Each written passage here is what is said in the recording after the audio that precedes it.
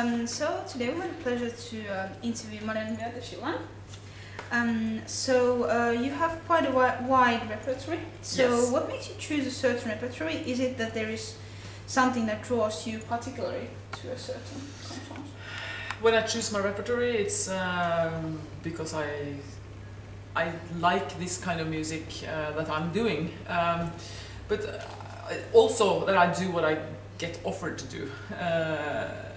For instance, doing this solo cantatas I'm doing here by Handel. Then you of course need someone who is interested to play with you, and then you can do it.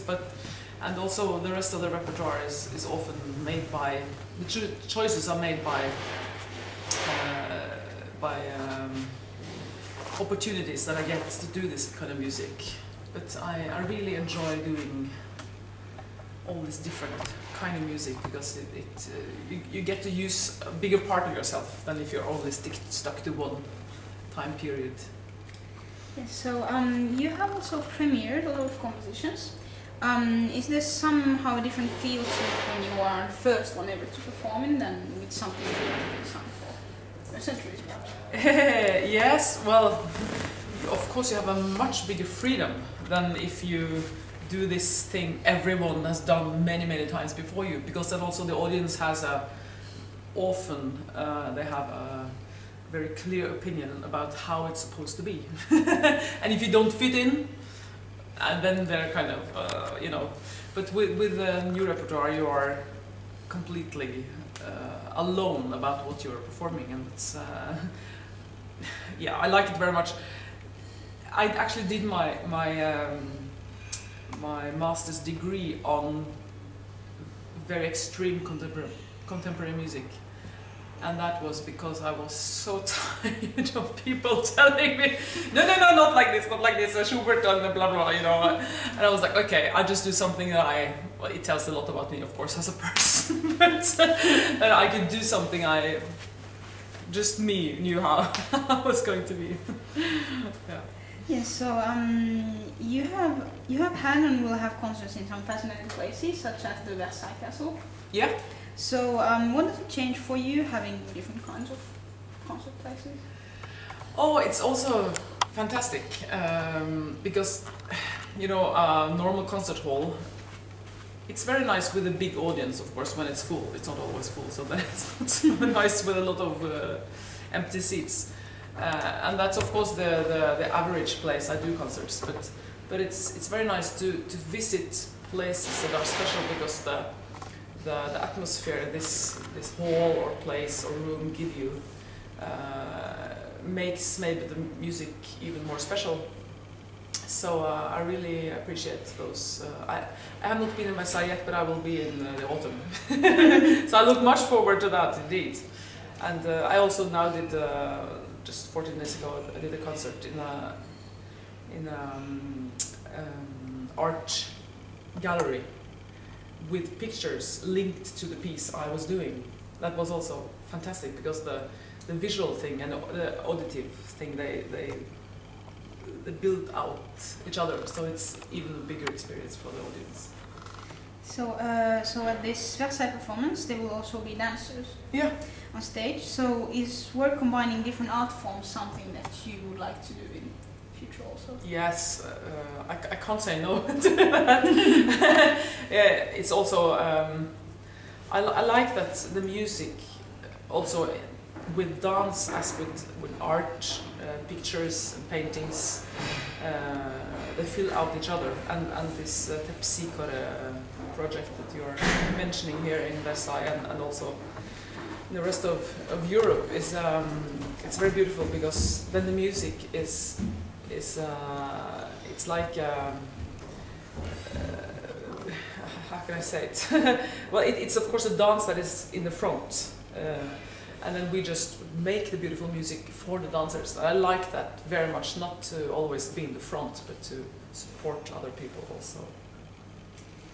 So you have worked with many orchestras in various countries, for example the Bach College in Japan with its conductor Masaki Suzuki. Was it in some way an experience apart, being as you got to work with an Asian orchestra? This Bach ensemble in Tokyo or in Japan, they are excellent. I don't think if you listen to a recording of those and like a recording by a European band, you can't hear the big difference actually, because they are so well trained over in Europe, and they make for me the most perfect Bach music. They have very nice tempos and they have very good singers, and Masaki Suzuki himself is extremely skilled musician. So so it's not such a big difference doing music with them as in Europe, but of course being in Japan is always very nice. I like it so much there. And what also is special is that the voices of the Japanese people, and maybe also other Asian people, are really well built for choir singing and also this Baroque music, because they are straighter and kind of brighter, more direct in the way of making sound. So it makes the choirs really good when they are trained in Europe and have our European education on the top of it. Yes, so last year you had a Grammy nomination for Best Classical Vocal Solo on Grieg and Thomas Sen's Vesle Mooi Synsk. Yes, it's very good. Could you tell us something more about this record? Yeah, it's a very special project. In Norway we have a poet called Arne Garborg. He lived like 100 years ago, and he made a fantastic poem cycle called Haugtussa, which is about a woman or a young girl, and she sees all these supernatural things, and this is a very heavy burden for her. And the story goes on. She falls in love with a boy called Jon, and of course he lets her down, and yeah, she goes into this big trauma. And this is very famous in Norway and not so famous abroad, because it can't be translated. It's written in this old Norwegian language, which is impossible to really translate into English or something else. And Grieg made a song cycle called Haugtussa on a very short part of these poems, which is one of the most famous song cycles of Grieg, and it's done everywhere and all the time. And then this Norwegian composer called Thommessen, he wanted to do the work that Grieg maybe planned to do, to make a bigger work on the whole story of Haugtussa, of Vesle Mooi. And in the end she goes also into hell and sees all the terrible things happening there because people did bad things on earth. And through this she is relieved as a person, and she comes back to the earth she can live with all her supernatural things. So it's a very beautiful story, the whole thing, and not just a love story that Grieg chose.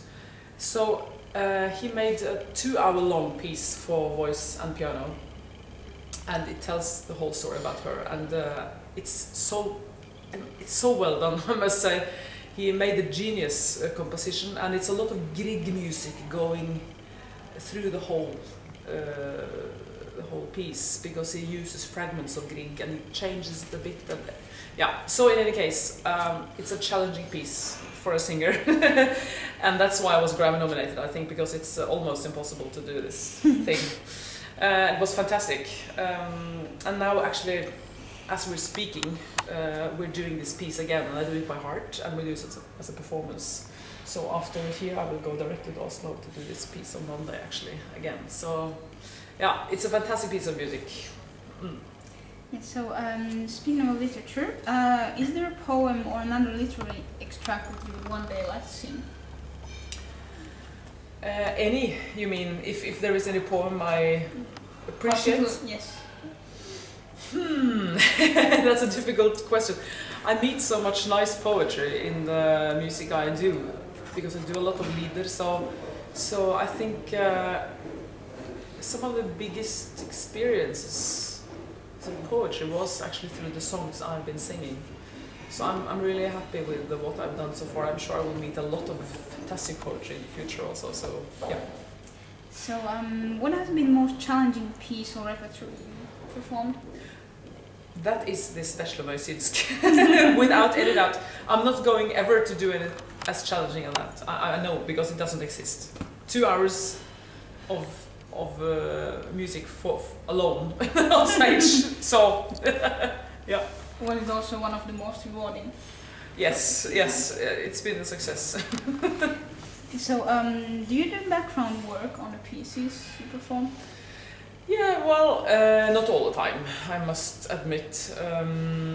But if you do, or if I do things that are not so well known for people or for me, or that, because a lot of the music that I do is traditional music that we already has a lot of references and information about. But for instance, this Handel cantatas again that I did here. They are not often performed, and it's almost no recordings. So I really try to find out what and where and why and to whom also that he composed this to know more about it. So when it's needed, I do it. Okay. So at your Thursday's concert, you told the audience that the pieces mezzo-soprano or soprano performs are mostly about love. So do you find that it's a different way of speaking about emotions than that of, for example, a different kind of music or literature? That it's, what did you mean? That it expresses emotions in a different way than some other art form, for example. Because you have the music and the poetry together. I think voice can express a lot of feelings, because you can use the words and at the same time use the music to support the words.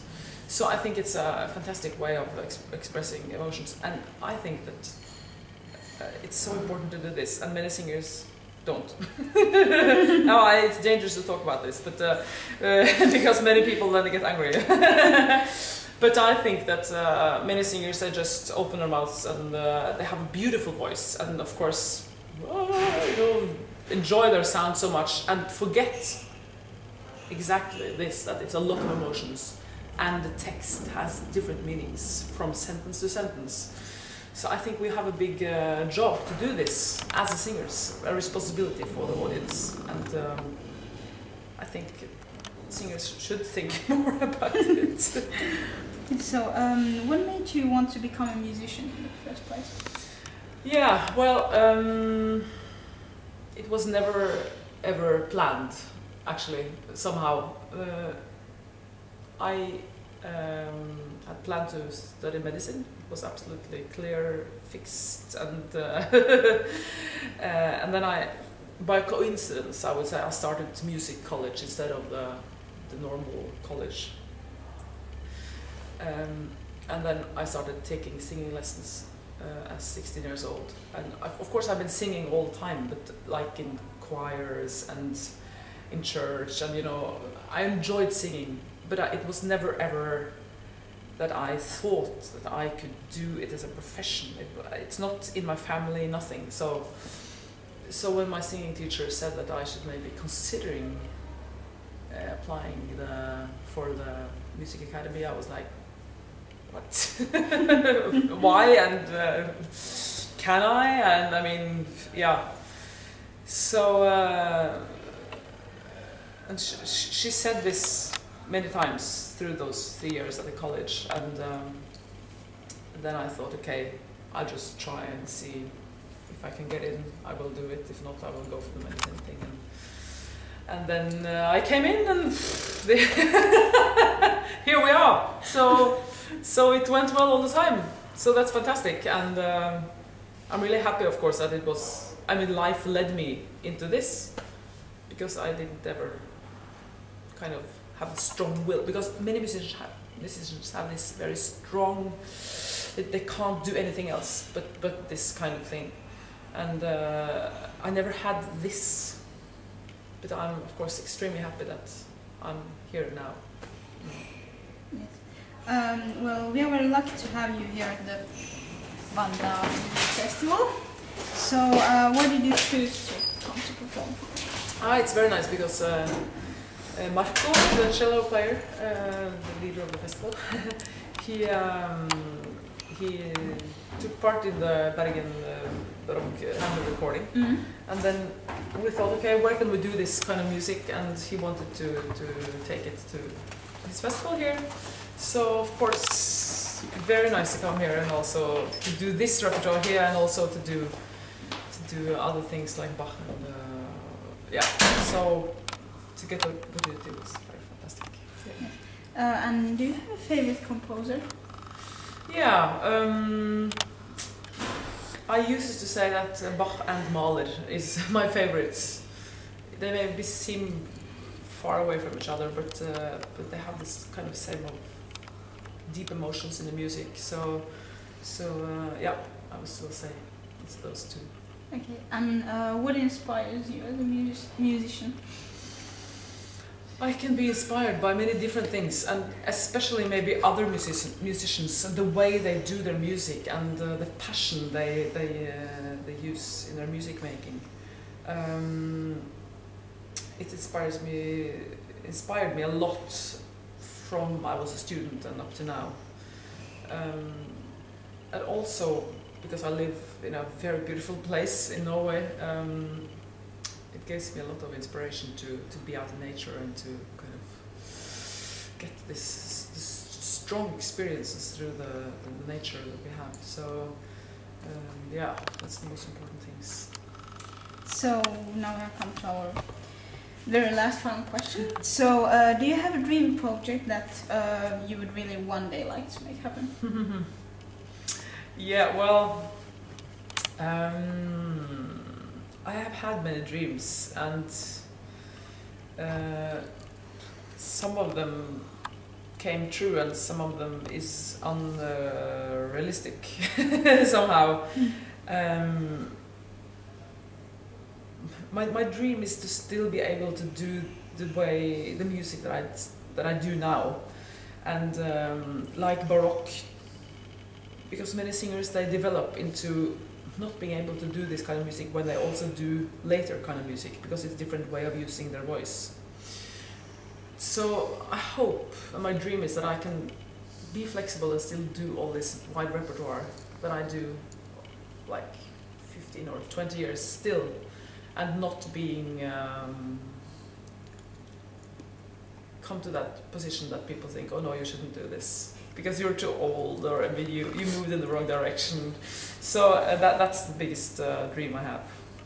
Okay, thank you for this interview. Thank you.